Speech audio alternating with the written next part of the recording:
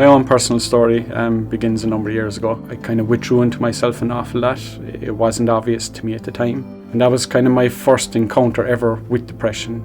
I got treated for depression through medication. It was the only route that was made available to me. I wasn't informed of any other options or any other type of care or anything like that. But unfortunately, it led me to a darker place. The depression medication I was on probably didn't have the desired effect. And I ended up isolating myself further and further from my family, my friends and society. While I put on a brave face at home and no one really knew what I was going through, I was really suffering inside, to the point of where I made a decision that I no longer wanted to continue with the pain, that it was just too much. I wanted the pain to end. The conclusion I came to at the time was the only way I could end the pain was to end my life. I decided to start planning.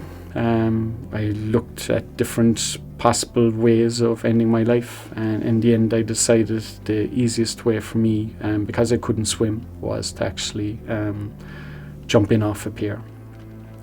I'd kind of done a test run, as I'd call it, just to see, and I was happy, and I actually made the decision that I was going to go ahead with that.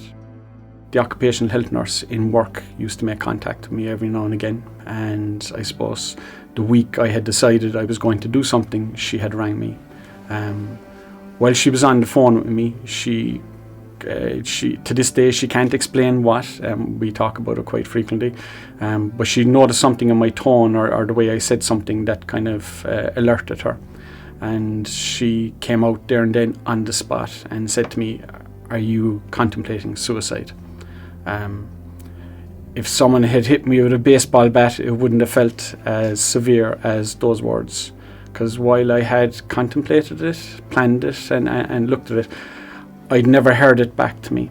And the minute someone said it to me, it was a complete shock to the system. I collapsed there and then. I was in the upstairs bedroom on the phone to her. I dropped to my knees. I couldn't be consoled because the realization of what I was going to do came true to me.